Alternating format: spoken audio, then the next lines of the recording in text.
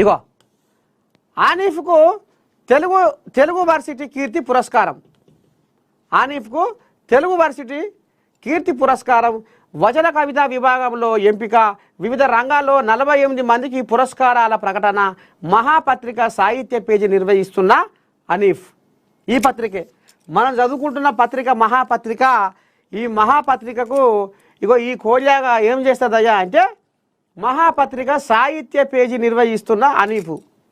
సోమవారము సాహిత్యానికి సంబంధించిన వచన కవితలు అగో అట్లాంటివి ఇగో ఈ కోల్యాగా దానికి నిర్వహణ ఇక అదంతా సేకరించి కథ నడిపిస్తాడు. ఇప్పుడు ఈయనకు ఇక చూడుర్రి తెలుగు సాహిత్య రంగంలో తనదైన ప్రత్యేక రచనా శైలితో ప్రశంసలు అందుకున్న సయ్యద్ అనీఫ్కు వచన కవితా విభాగంలో తెలుగు యూనివర్సిటీ కీర్తి పురస్కారం దక్కింది.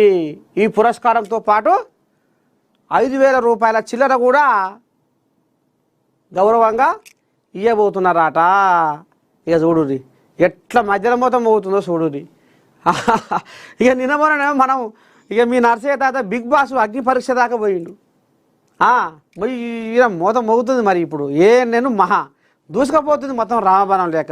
ఇక ఇప్పుడు ఈ కోయాకు రామసక్కని అవార్డు వచ్చింది. ఇంకా కూడా ఈ కోయా గురించి తెలుసుకుందాము. 2లో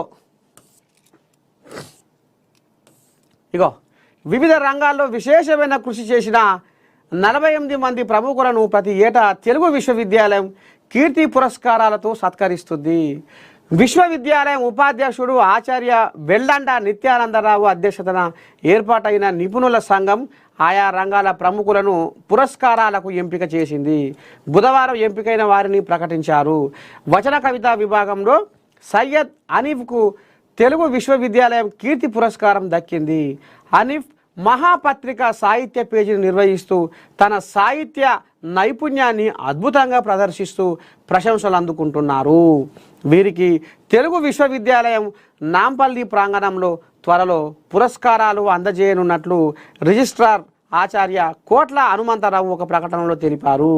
పురస్కారంతో పాటు ఒక్కొక్కరికి 5,116 చొప్పున నగదు అందజేసి సత్కరిస్తామని పేర్కొన్నారు.